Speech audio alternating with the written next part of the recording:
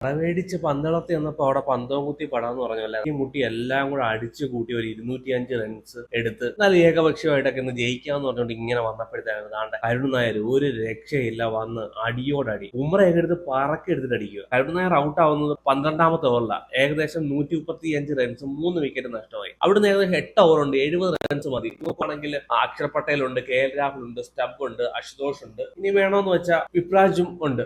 ഒരു നല്ല അവിടുന്ന് ജയിക്കാം, ഈസി ആയിട്ട് ജയിക്കാന്ന് പറയേണ്ടിയിരിക്കുന്നു. എത്ര ഓവറിൽ ജയിക്കും, അത് അവസാനം ഓവർ വരെ പോകുമോ, എത്ര ഓവറിന് ജയിക്കുമെന്നുള്ളൊരു മത്സരമായിരുന്നു. അവിടുന്ന് നോക്കുമ്പോഴത്തേന് തുടരെ വിക്കറ്റുകൾ കൊണ്ട് കളയുന്നു. അവരുടെ ക്യാപ്റ്റൻ വരുന്നു അക്ഷർ പട്ടേൽ. ഓവർ കോൺഫിഡൻസ് ആയിരുന്നു എന്ന് തന്നെ പറയേണ്ടിയിരിക്കുന്നു. ഡൽഹി വിജയത്തിൽ അങ്ങ് അലിഞ്ഞു ചേർന്ന് നിന്നാണ്ട് അവസാനമാണ് ഭണ്ഡാരം അടങ്ങി തോക്കുകയും ചെയ്തെന്ന് പറയേണ്ടിയിരിക്കുന്നു. ആ ഒരു അവസ്ഥയാണ് അങ്ങനെ. അല്ലെങ്കിൽ ഒരു അടുപ്പിച്ച് 4 വിജയമൊക്കെ വരുമ്പോഴത്തേന് ചെറുതായിട്ടൊന്ന് അഹങ്കരിക്കും. എന്തോ ഭാഗ്യത്തിനാണ് ബാംഗ്ലൂരിൽ ജയിച്ചത്. ബാംഗ്ലൂരിലെ ചെറിയൊരു കയ്പ് ഉണ്ടായിരുന്നു. എന്തായാലും ഇത് എങ്ങോട്ടാണ് ഈ ഡയറക്ഷൻ എന്നുള്ള കാര്യം എന്തായാലും ബാംഗ്ലൂരിനെ മനസ്സിലായി. പക്ഷെ ബാംഗ്ലൂരിൽ എന്തായാലും ഒരു വ്യക്തിപരമായ ഒരു ഇന്നിങ്സ് ആയിരുന്നു രാഹുലിനെ സംബന്ധിച്ചിടത്തോളം. ബിക്കോസ് ബാംഗ്ലൂർ ടീമിൽ എടുക്കുന്നില്ല, ആ ടീമിൽ എടുക്കാത്തതിന് ഒരു വ്യക്തിപരമായ ഒരു ഇന്നിങ്സ് ആയിരുന്നു അവിടെ. അല്ലെങ്കിൽ അവിടെ ഒരു തകർച്ചയിലോട്ട് തന്നെ ആയിരുന്നു എന്തായാലും ഡൽഹി പൊയ്ക്കൊണ്ടിരുന്നത്. എന്തായാലും ഇവിടെ ആ തകർച്ച അങ്ങ് പൂർണ്ണമായെന്ന് തന്നെ പറയേണ്ടിയിരിക്കുന്നു. ഇത്രയും നല്ലൊരു തുടക്കം കിട്ടിയിട്ട് സൂപ്പർ തുടക്കം എന്ന് പറയേണ്ടിയിരിക്കുന്നു. അഭിഷേക് പൂറലും കരുൺ നായരും കൂടെ നിന്ന് അവിടെ ഒരു മനോഹരമായ ഒരു ഇന്നിങ്സ് കളിക്കുന്നു. ഏകദേശം 61 ബോളിൽ 119 റൺസ് എടുക്കുന്നു. അതിൽ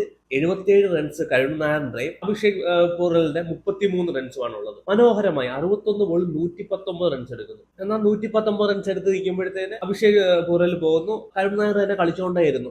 ബുംറയൊക്കെ ആണെങ്കിൽ എടുത്തിട്ട് അടിക്കുമായിരുന്നു പറയുന്നത്. ഇന്ത്യയുടെ വലിയ ഫാസ്റ്റ് ബോളറാണ്. ഇന്ന് 6-4 ഫുൾ നല്ല ഫോമിൽ തന്നെ ആയിരുന്നു എന്ന് പറയേണ്ടിയിരിക്കുന്നു കരുൺ നായർ. എന്തായാലും ഇന്ന് BCCIയോട് പറയാതെ അങ്ങ് പറഞ്ഞു എന്ന് പറയേണ്ടിയിരിക്കുന്നു. എല്ലാ ആമുഷവും ദേഷ്യവും ഇന്ന് കാണിച്ചു എന്ന് പറയേണ്ടിയിരിക്കുന്നു. ഈ മനുഷ്യനോട് കാണിച്ച വലിയ ക്രൂരത തന്നെയാന്ന് പറയേണ്ടിയിരിക്കുന്നു. പ്രത്യേകിച്ച് വിരാട് കോഹ്ലി. കരുൺ നായരുടെ 300 ഒരു ക്രിക്കറ്റ് ഫാനിനും മറക്കാൻ കഴിയത്തില്ല. അതുപോലെ നല്ല മനോഹരമായ ഒരു ഇന്നിങ്സ് കളിച്ച കരുൺ നായറിനെ പിന്നെ ഇന്ത്യയുടെ ടെസ്റ്റ് ടീമിൽ തന്നെ എടുത്ത് പുറത്താക്കുന്നു എന്ന് പറയേണ്ടിയിരിക്കുന്നു. ഇത്രയും ഒരു ദ്രോഹം എന്തായാലും വിരാട് കോഹ്ലി നീ കാണിക്കാൻ പാടില്ലായിരുന്നു ഇവനോട്. ഇനി ഒരു അവസരം കിട്ടുവാണെങ്കിൽ നീ ബാംഗ്ലൂരിനെ ഇതേപോലെ കളിച്ച് വിരാട് കോഹ്ലിയുടെ ടീമിനെ നീ പരാജയപ്പെടുത്തണം. ബിക്കോസ് അതുപോലത്തെ ചതിയാണ്, അതുപോലത്തെ ക്രൂരതയാണ് നിന്നോട് അവൻ കാണിച്ചതെന്ന് ഒരു സംശയമില്ല, എല്ലാവർക്കും അറിയാം. മനോഹരമായ ഒരു ഇന്നിങ്സ് എന്തായാലും കരുൺ നായർ കളിച്ചു.